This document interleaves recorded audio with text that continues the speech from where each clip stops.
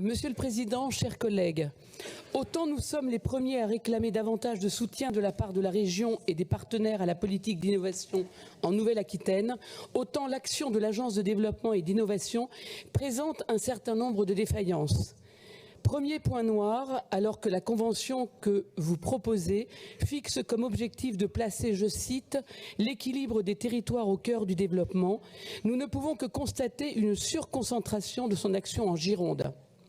Vous allez probablement le nier, mais tout de même, le rapport d'activité de l'ADI indique que près de 50% des projets accompagnés dans notre région sont dans ce département. Vous conviendrez que cela devient difficilement contestable.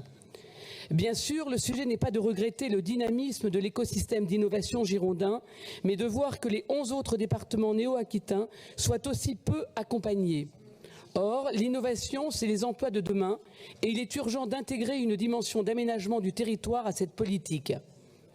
Deuxième point noir, c'est que vous entendez l'innovation dans un sens extrêmement large, quitte à y intégrer tout et n'importe quoi. Je pense particulièrement à ce que vous présentez comme étant de l'innovation sociale, autrement dit de l'économie sociale et solidaire.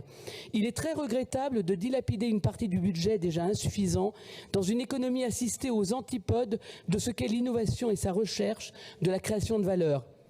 Troisième point noir, c'est bien évidemment l'idéologie. Je parle bien sûr du soutien de l'ADI à un certain nombre d'acteurs impliqués dans les filières éoliennes et photovoltaïques dont vous connaissez tout le mal que nous en pensons.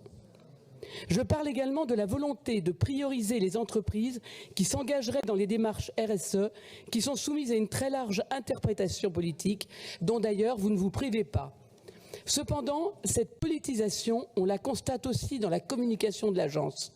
On apprend par exemple, dans une parution de novembre 2021 dédiée à l'ESS et à ses enjeux, que le soutien de l'ADI à l'économie sociale et solidaire répondrait à une urgence démocratique. Car, selon ces termes, je cite, « une organisation du travail rigide encouragerait le vote Rassemblement national ». Ça ne s'invente pas.